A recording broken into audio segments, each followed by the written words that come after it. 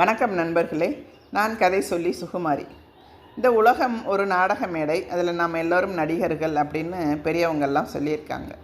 இப்போ உலகம் போகிற போக்க பார்த்தா அது 100க்கு 100 உண்மைங்கிறது நல்லா புரியுது.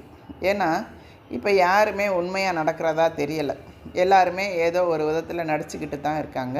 அதுவும் இந்த நாடகத்தில் வில்லன்கள் தான் அதிகம். ஆனால் அவங்கெல்லாம் தங்களை கதாநாயகர்களாக நினச்சிட்ருக்காங்க. அதுதான் பரிதாபம். இந்த உலகம் ஒரு நாடக மேடைன்னு பெரியவங்க சொன்னதுக்கு அர்த்தம் வேறு. அது வேதாந்தம். வாழ்க்கைங்கிற நாடகத்தில் நாம் ஆரம்பத்திலேருந்து கடைசி வரைக்கும் ஒரே பாத்திரமாக இருக்கிறதில்ல. பலவிதமான பாத்திரங்களை ஏற்க வேண்டியிருக்கு.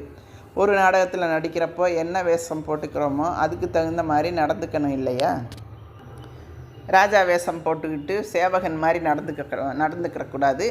அதே மாதிரி வாழ்க்கையிலையும் நம்ம ஏற்றுக்கிட்டு இருக்கிற பாத்திரத்துக்கு தகுந்த மாதிரி நடந்துக்கணும். இது தெரியாததுனால தான் பல பேர் நிம்மதி இல்லாமல் அவஸ்தைப்பட்டுக்கிட்டு இருக்கோம்.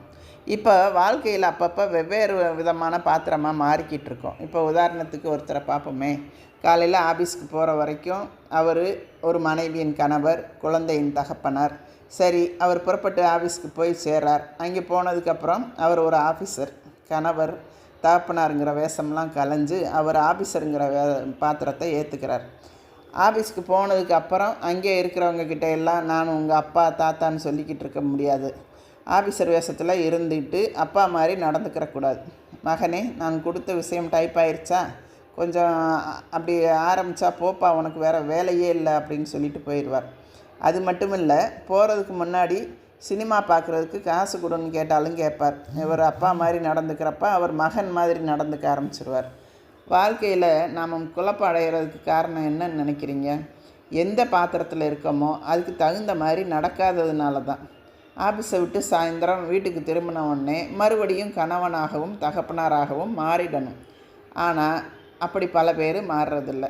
அங்கேயும் ஆஃபீஸர் மாதிரி நடந்துக்க ஆரம்பிக்கிறது.